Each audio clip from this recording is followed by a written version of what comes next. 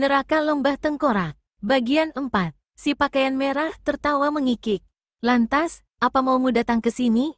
Brahmana Wingajara tak menjawab, melainkan berpaling pada para hadirin dan berkata, saudara-saudara sekalian, dari apa yang pernah kalian dengar sejak 2 bulan belakangan ini, dari apa yang kita semua saksikan pada hari ini, maka sudah dapat kita bayangkan bersama apa yang bakal menimpa dunia persilatan di masa mendatang, terutama bagi kita golongan putih, jika gadis-gadis muka tengkorak setan Dajjal berhati iblis ini dibiarkan hidup lebih lama.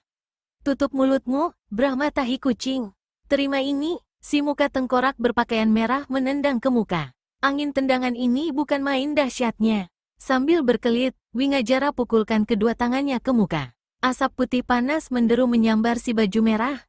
Gadis muka tengkorak ini tersurut mundur, lalu dari samping lancarkan serangan ganas. Sinar hijau menderu, 3 kala hijau melesat, dan terdengarlah jerit kematian Brahmana Wingajara. 2 dari kala hijau menancap di keningnya. Yang ketiga amblas masuk ke dalam mata sebelah kiri.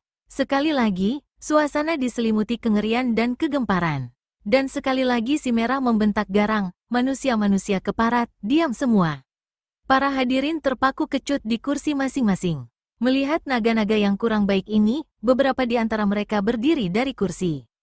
Cepat-cepat muka tengkorak pakaian merah berseru, tak satu orang pun diizinkan meninggalkan tempat ini. Siapa yang berani melakukannya, berarti mampus.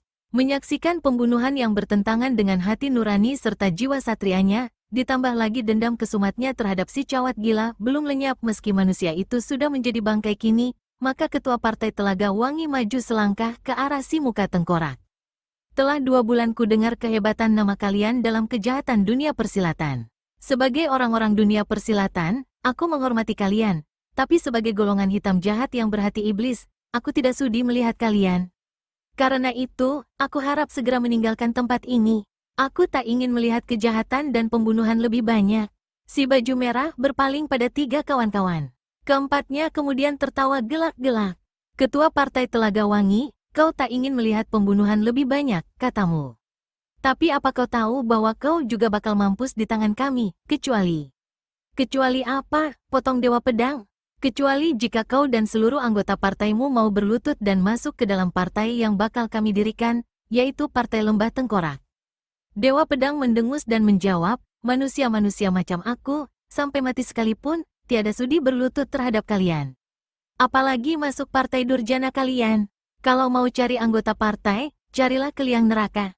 Di sana pasti banyak manusia-manusia bertampang macam kalian, dan bersedia masuk partai kalian. Keempat gadis muka tengkorak itu tertawa gelak-gelak. Ketua Partai Telaga Wangi, kata muka tengkorak yang berpakaian hitam, kau andalkan apakah berani bicara demikian? Mungkin dia punya nyawa rangkap, kata yang berbaju biru. Betul, 1 nyawa manusia, 1 lagi nyawa anjing, menimpali si baju merah. Dan keempat manusia itu kemudian tertawa lagi, gelak-gelak. Dihina demikian, Dewa Pedang masih bisa menahan luapan amarahnya. Namun, tidak demikian dengan istrinya. Perempuan setan, bicaramu terlalu menghina dan terlalu tekabur. Jaga kepalamu. 1 sambaran pedang menderu di muka hidung si baju merah, membuat gadis muka tengkorak ini terkejut dan tersusur 5 tindak. Ah, perempuan cantik, kau tentu istri ketua Partai Telaga Wangi, kata si muka tengkorak baju merah. Terhadapku, tak usah bersikap garang. Bagusnya, ajak lakimu dan anggota-anggota partai untuk masuk ke dalam partai kami, dan kalian semua pasti selamat dari kematian. Batang lehermu yang harus diselamatkan lebih dahulu, perempuan durjana, teriak Suwita. Pedang peraknya menyambar ganas ke arah si baju merah. Yang diserang menyambuti dengan suara tertawa mengikik. Perempuan tak tahu diri, maki si baju merah seraya mengelak ke samping, dan berseru pada kawannya, Kala Biru, cepat selesaikan perempuan tolol ini. Gadis muka tengkorak yang berpakaian biru melompat ke muka menghadang Suwita. Namun, dari belakang istri Dewa Pedang, melompat pula seseorang menghadapi Kala Biru. Orang ini bukan lain daripada Indrajaya, putra tertua Dewa Pedang. Aku lawanmu, gadis muka setan hati iblis, bentak Indrajaya.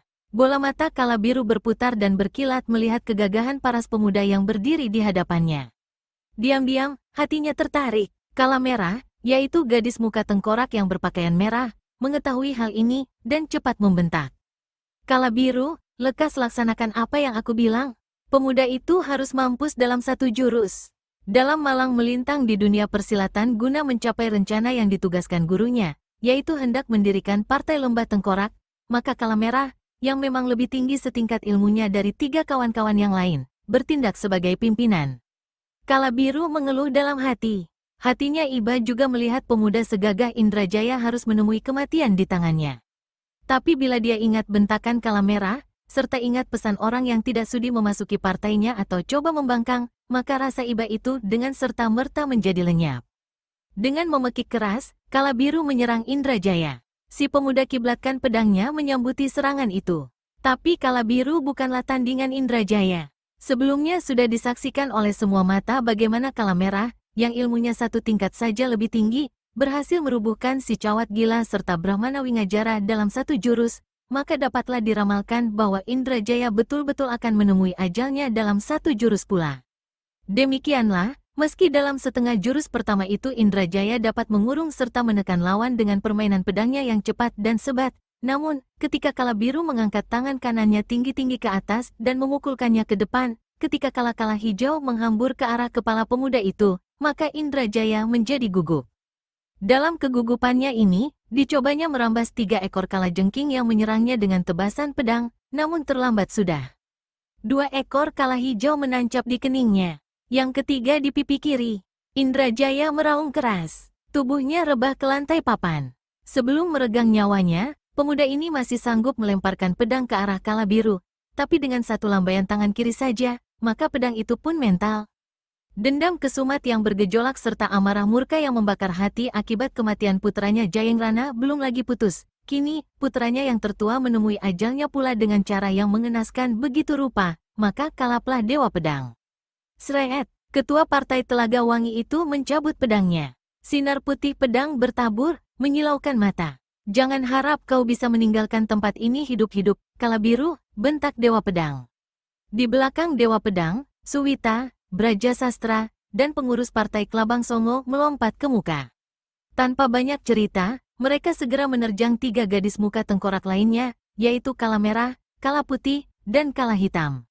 Maka terjadilah pertempuran yang seru di atas panggung. Namun, keseruan itu tidak berjalan lama. Segera digantikan dengan kengerian. 3 larik sinar hijau melesat, maka terdengarlah jeritan maut Suwita, Indrajaya, serta Braja Sastra. Ketiga orang ini terkapar di lantai panggung. Masing-masing kepala mereka ditancapi kala hijau beracun. Dewa Pedang, yang saat itu dengan ilmu pedang serta jurus-jurus yang lihai mematikan dan tengah mendesak hebat Kala Biru dalam permulaan jurus kedua, melihat kematian istri serta putra bungsu yang paling disayanginya, menjadi kalap luar biasa. Kekalapan ini membuat dia lupa diri dan mengamuk membabi buta. Pedangnya berkiblat ganas kian kemari, tapi tanpa perhitungan sama sekali. Ketika taburan sinar hijau dan 3 ekor kelabang hijau beracun menderu ke arahnya, hanya satu saja dari binatang Elmaut itu yang sanggup dilakannya. 2 ekor lainnya menyambar dan menancap di kepalanya. Dewa Pedang terhuyung-huyung, matanya mendelik menahan sakit yang luar biasa. Tiba-tiba dia meraung dan menyerbu ke muka. Pedangnya berkelebat, serangannya yang tiba-tiba sungguh tidak diduga oleh Kala Biru. Gadis muka tengkorak ini melompat dengan cepat. Namun tak urung bajunya kena juga tersambar sehingga robek. Setan alas, rutuk Kala Biru. Pada saat tubuh Dewa Pedang meliuk dalam meregang nyawa, Kala Siru hantamkan tendangannya ke perut Dewa Pedang. Tak ampun lagi, ketua partai yang belum lagi 1 hari didirikan itu mencelat mental, masuk ke dalam telaga.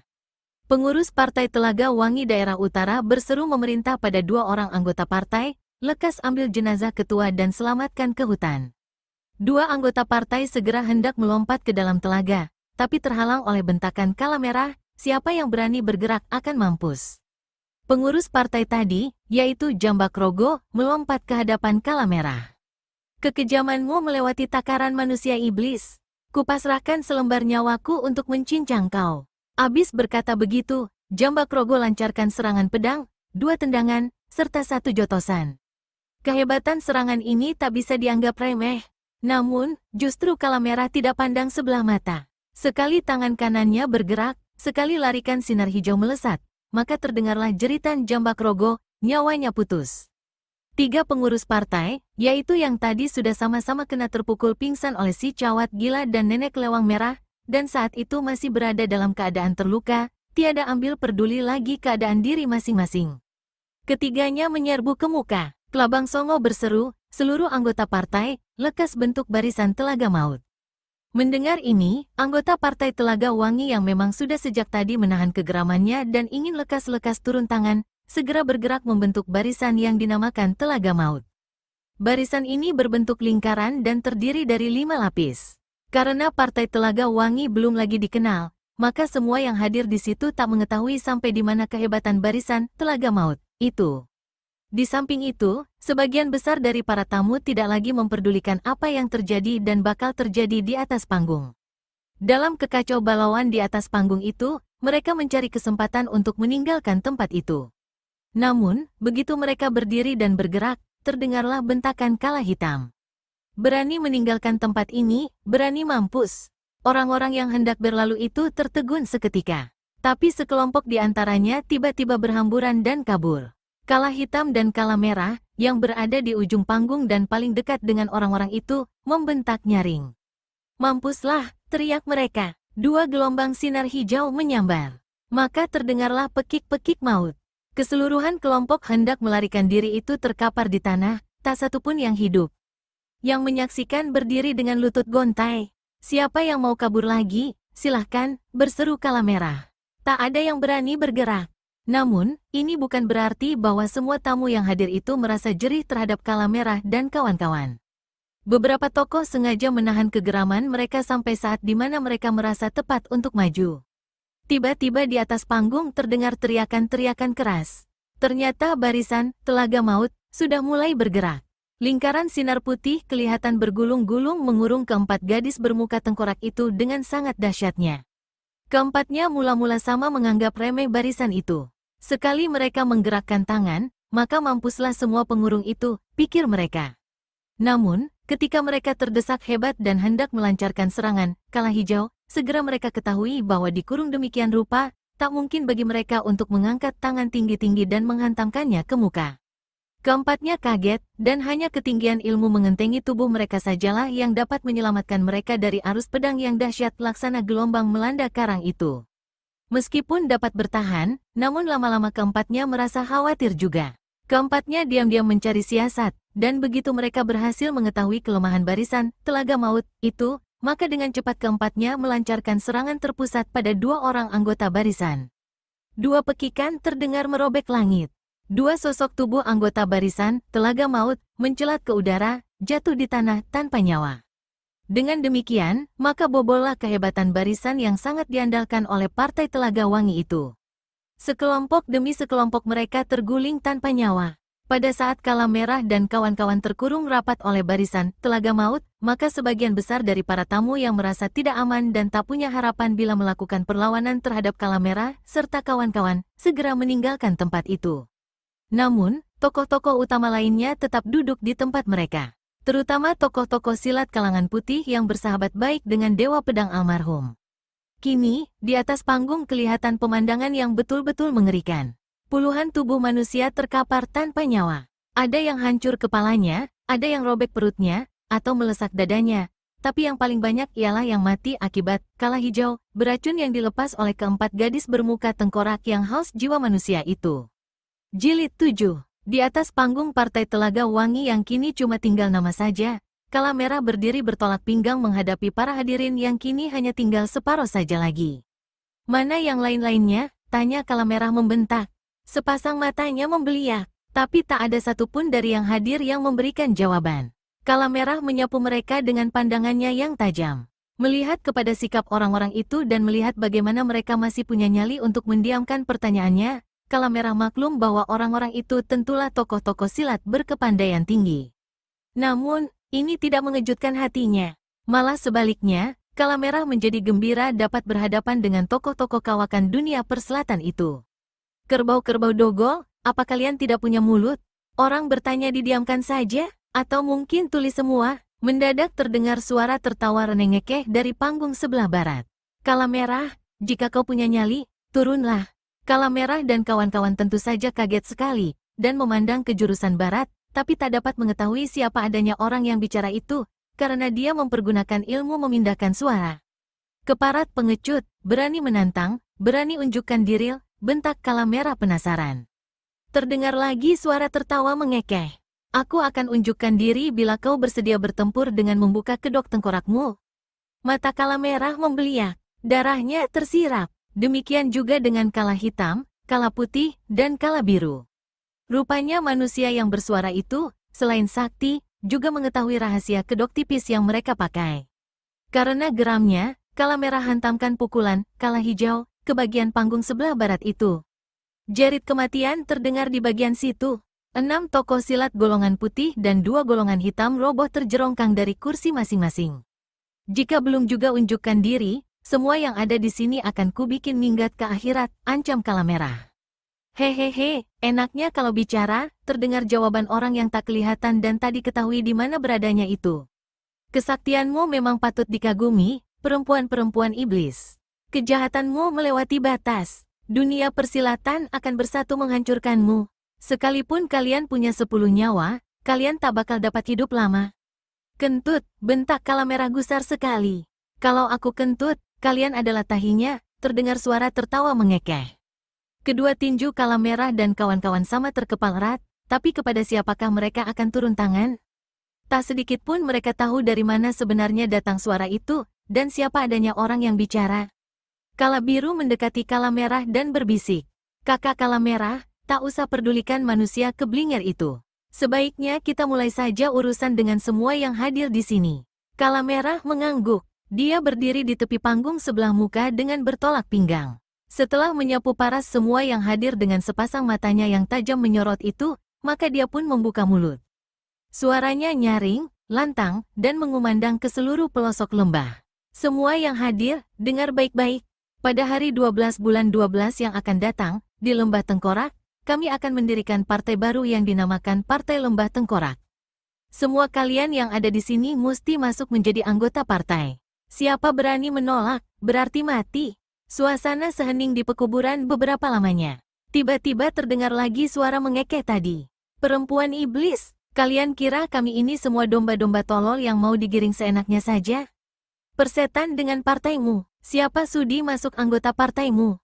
Kalau mau cari anggota, pergilah naik ke puncak Gunung Merapi, lalu buang dirimu ke dalam kawahnya.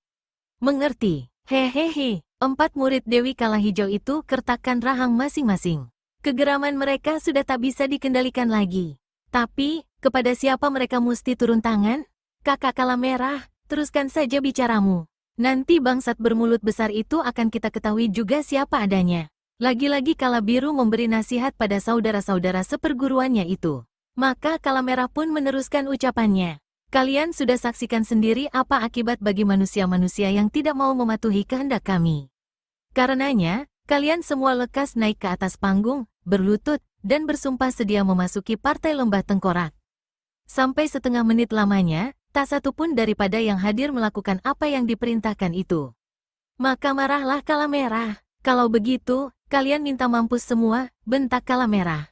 Dia memberi isyarat pada ketiga saudara seperguruannya.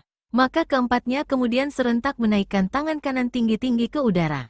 Tiba-tiba dari tengah-tengah bawah panggung, berdirilah 2 manusia berjubah putih. Melihat kepada tampang-tampang mereka, nyatalah bahwa keduanya beradik kakak. Yang di sebelah kanan mengangkat tangannya. Kalian berdua mau apa? Tanya Kala Merah. Malang tak dapat dihindar, untung tak dapat diraih.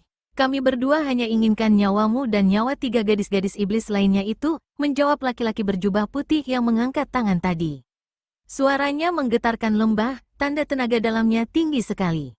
Kala Merah kerenyitkan keningnya, lalu tertawa gelak-gelak. Kalau kau tidak buta, tentu otakmu miring.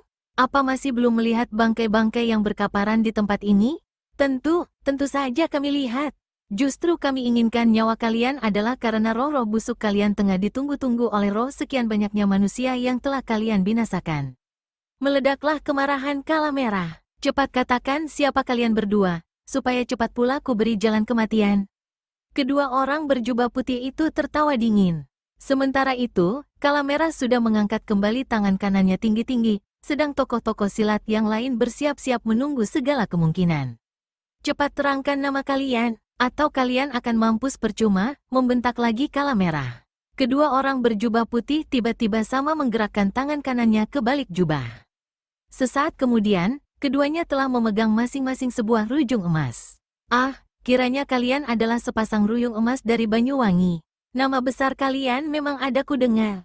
Tapi hari ini kau tak bakal lagi dapat kembali ke Banyuwangi. Takdir sudah menentukan bahwa ajalmu lepas di sini. Jangan kelewat teh kebur, Kala Merah. Mungkin kepalamu yang akan kuhancurkan lebih dahulu dengan ruyung ini, kata sepasang ruyung emas yang berdiri di sebelah kanan. Namanya Tegil Tantra. Rekannya yang berdiri di sebelah kiri bernama Situara. Untuk daerah Jawa Timur, nama dan julukan sepasang pendekar golongan putih ini memang sudah tidak asing lagi. Kala Merah bersuit keras. Tubuhnya melayang ke bawah panggung. Kalian maju sendiri-sendiri atau berdua sekaligus, bentaknya begitu sampai di hadapan sepasang rujung emas. Sepasang Yujung Emas memberikan jawaban dengan seruan yang dahsyat.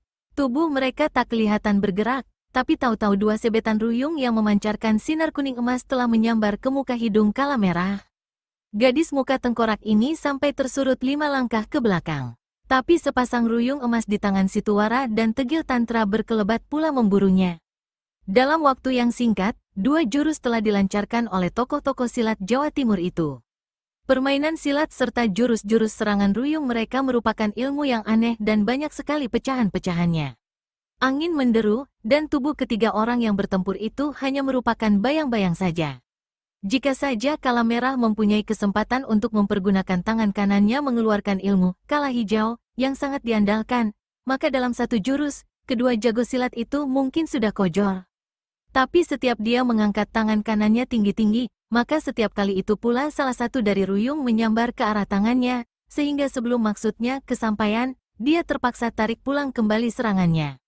Jurus ketiga dan keempat, Kala Merah dibikin sangat repot. Memasuki jurus yang kelima, tiba-tiba terdengarlah suitannya tubuhnya ienyap. 2 jurus dia bergerak cepat mengirimkan serangan-serangan kilat, namun hasilnya sia-sia belaka saja. Manusia-manusia keparat, maki Kala Merah dalam hati. Sekali lagi dia memekik. Tubuhnya ienyap lagi dan tahu-tahu sudah keluar 5 tombak dari kalangan pertempuran. Situara dan Tegil Tantra memburu, tapi kali ini jarak mereka dengan sasaran terlalu jauh, sehingga Kala Merah yang sengaja mencari kesempatan ini mempunyai peluang untuk melancarkan serangan Kala Hijau. Tegil Tantra yang berada agak ke muka, membabat dengan ruyung emasnya ketika melihat selarik sinar hijau menyambar ke arahnya. Seekor dari 3 Kala Hijau yang menyerangnya hancur lebur dihantam ruyung emas. Kala Hijau yang kedua berhasil dielakkannya. Tapi menghadapi kala yang ketiga, tokoh silat ini menjadi gugup. Tegil Tantra menjerit, ruyung emasnya terlepas, dan kedua tangannya menutupi mukanya yang bermandikan darah akibat tancapan Kala Hijau pada kening antara kedua matanya. Begitu racun binatang maut itu masuk ke dalam darahnya, maka tergelimpanglah dia. Nyawanya putus pada detik tubuhnya mencium tanah. Kakak Kala Merah, awas, terdengar seruan Kala Hitam. Sreet, lengan pakaian Kala Merah robek tersambar ruyung emas Situara, yang saat itu menjadi kalap beringas melihat kematian saudara kandungnya. Satu jurus dia menggempur hebat Kala Merah. Tapi pada ujung jurus itu, nasibnya tiada beda dengan Tegil Tantra. 2 Kala Hijau menancap di mukanya, 1 di tenggorokan. Maka tamatlah riwayat sepasang ruyung emas dari Banyuwangi. Tokoh-tokoh silat golongan hitam yang menyadari bahwa ilmu kesaktian mereka masih berada di bawah kedua tokoh silat itu menjadi ngeri dan gelisah di kursi masing-masing. Tiba-tiba, 2 di antaranya melompat dan melarikan diri. Kurang ajar, berani kabur ya, bentak Kala Hitam. Tangan kanannya bergerak, sinar hijau melesat. Maka tergelimpanglah kedua tokoh golongan hitam itu. Siapa lagi yang mau coba-coba ambil langkah 1000, silahkan, bentak Kala Hitam. Perempuan-perempuan iblis, dosa kalian tidak berampun, hadapi golok panjangku. Mendadak terdengar satu bentakan. Suara bentakan itu belum lagi habis, tahu-tahu telah berkilat sinar biru melanda Kala Merah. Edan betul, siapa lagi ini yang mau minta mampus, hardik Kala Merah. Dipukulkannya tangan kirinya ke depan. Serangkum angin deras menyambar penyerangnya, membuat yang menyerang itu tergotai-gontai seketika, dan agak lamban gencaran goloknya. Namun dengan roba ilmu goloknya dengan jurus-jurus aneh, maka kembali si penyerang, yang masih tak kelihatan jelas tampangnya karena cepat sekali gerakannya itu, dapat mendesak Kala Merah ke ujung panggung. Setan betul, maki Kala Merah. Kedua tangannya terkembang ke muka. Jari-jari menekuk, membentuk cengkeraman. Jilid 8. Cengkeram kala hijau, seru si penyerang lalu menabas dengan golok panjangnya. Kala merah tertawa meringkik. Aak, terdengarlah rangan si penyerang. Ketika dia melompat keluar dari kalangan pertempuran, maka baru bisa dikenali siapa dia adanya. Manusia ini adalah tokoh silat dari utara yang berjuluk si Golok Sakti. Mukanya kelihatan bergurat-gurat dan berlelehan darah akibat cakaran kala hijau yang dilancarkan oleh kata merah. Sakitnya bukan main, seluruh mukanya sampai ke leher seperti dibakar. Sebaiknya kau segera bunuh diri saja, Golok Sakti, ejek kata merah. Si Golok Sakti tidak menjawab. Mulutnya kelihatan komat kamit. Tiba-tiba dia berseru nyaring, lihat Golok. Dan semua orang, termasuk 3 gadis muka tengkorak saudara seperguruan kala merah, menjadi keheranan melihat kala merah mencak-mencak sendirian, memukul dan mencakar kian kemari, sedang si Golok Sakti tetap berdiri di tempatnya tanpa bergerak, dan mulutnya terus juga komat kamit. Di samping lihai dalam ilmu silat, maka si Golok Sakti juga mendalami ilmu sihir. Dengan ilmu sihirnya itu, dia telah menipu pandangan mata kala merah. Kala merah seakan-akan melihat bahwa lawannya tengah menyerangnya, lalu bergerak cepat kian kemari, memukul dan mengelak. Melihat hal ini, saudara seperguruannya, yaitu Kala Hitam, cepat berseru, kakak Kala Merah, awas jangan tertipu. Bangsat itu mempergunakan ilmu sihir. Mendengar ini, Kala Merah beringas setengah mati. Dihentikannya gerakannya, tiba-tiba si Golok Sakti menerjang ke muka. Golok panjang menyambar, angin deras melesat dari telapak tangan kiri. Kala Biru kini yang berteriak memberi peringatan. Pada saat itu sudah terlalu singkat bagi Kala Merah untuk mengelak. Tanpa pikir panjang, Kala Biru naikkan tangan kanan dan memukul ke depan. Curang, teriak si Golok Sakti. Goloknya diputar laksana titiran, tapi 2 ekor kala hijau telah melesat melewati putaran golok dan menghantam mukanya. Si Golok Sakti terhuyung-huyung lalu roboh ke tanah tanpa nyawa.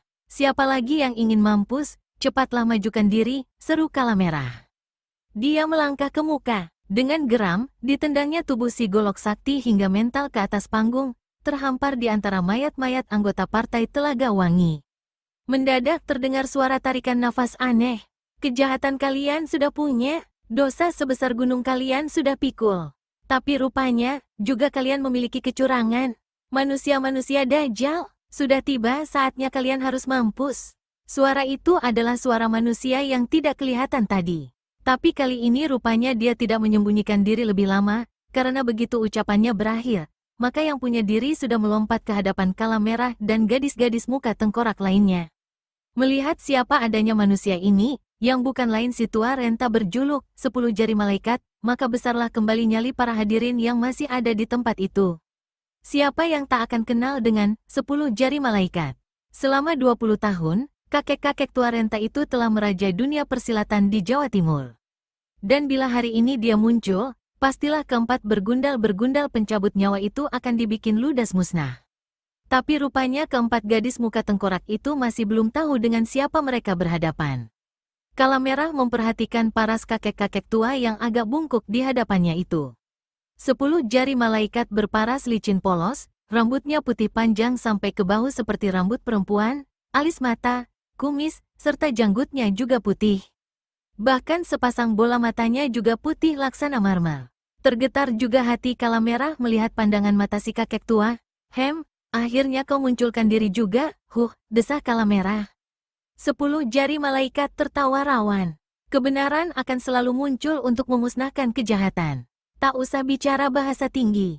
Sebutkan cara mati yang bagaimana yang kau inginkan, tua renta.